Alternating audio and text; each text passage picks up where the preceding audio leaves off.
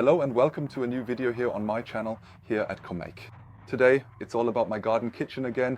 I built that thing back there myself. It's been standing there for more than a year now and is already in use. But as you can see, not much has happened to the facade yet. But inside I want to get started and cover the walls with a really cool concrete look, how the whole thing works and what the walls will look like afterwards. I'll show you in this video. If you're interested, stay tuned. We're starting in just a moment. The garden kitchen has now been standing for over 2 years and is in full use. I have plastered the exterior walls, so sealed them with a primer so that moisture doesn't get in too much from seeping into the aerated concrete blocks. Inside, I sealed the OSB boards with a special marine varnish, which is an effective solution. Thank you for all the suggestions you gave me in my last video about this. By the way, if you haven't seen the other videos yet, take a look at the top right corner. I've linked the playlist for you there. Now I also want to make the interior walls look nice. I want to seal the entire wall in such a way that it's UV resistant, easy to wipe clean, and of course heat resistant as well. My Napoleon Phantom P500 gas grill generates quite a bit of heat back here. The wall doesn't mind that. The heat dissipates perfectly, but I can't use plastic or anything like that back here, installed back here.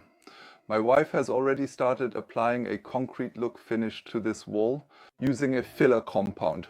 The filler is mixed and applied to the wall with a primer. A special spatula technique is used for this. Afterwards, once the compound has dried, a sealant is applied on top. The wall then becomes really smooth, it's breathable, while also being wipeable, UV resistant, heat resistant and cold resistant. That's everything I need here in my outdoor kitchen. In this video I'll show you how the walls are plastered and what the whole thing looks like in the end. I look forward to lots of feedback from you. Don't forget to give me a thumbs up for this project. Subscribe to my channel so you don't miss any of the other videos. And if you want to know what I'm using here, what the name of the filler is and where I got it from, take a look below the video and in the description. I've linked everything you need there.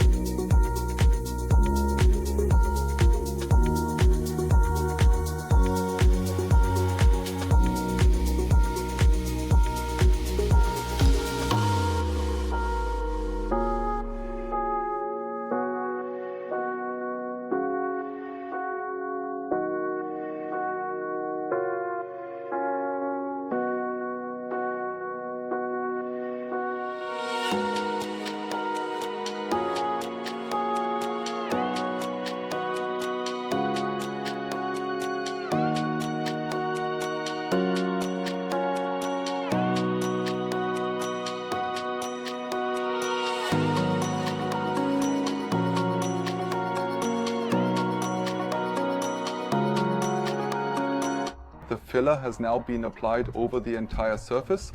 Sylvia first used the dark filler and then, while everything is still wet, blended in the light filler. That's how the pattern is created. Of course, you can do it the other way around too. First the light, then the dark, or first the dark, then the light filler. However you prefer. The important thing is that you work quickly and don't mix up too much of the compound at once. It dries very, very quickly. If the compound is already dry, it's very difficult to apply the second layer and create the pattern. The wall was then smoothed out. Normally you would use a sponge or a float for this. My wife prefers to use her fingers and hands. It works just as well with gloves. This method is also suitable for getting into the small corners and crevices at the edge up there. We've also already finished the small base at the counter. This visible area where the refrigerator stands has also been plastered. Now there's only one thing left, the finish and the sealing. The sealant is a thick and creamy liquid that is applied to the wall with a brush. It is applied to the wall. It soaks into the wall and protects this plaster from dirt, moisture and deposits. I'm going to apply the sealant now. Afterwards, the wall will dry and then we'll see how everything looks in the end. I'm really excited and happy that the interior of my garden church is finally getting finished.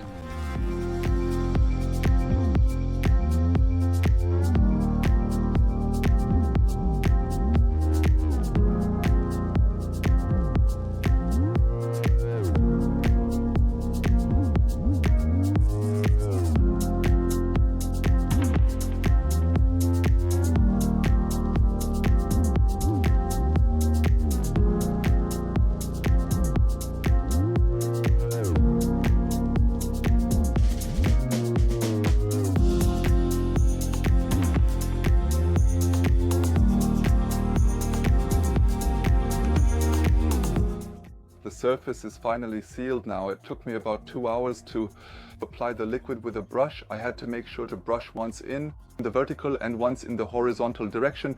Only this way could I completely fill in the unevenness caused by the spatula pattern. The surface has absolutely retained its beautiful texture. It's slightly smooth.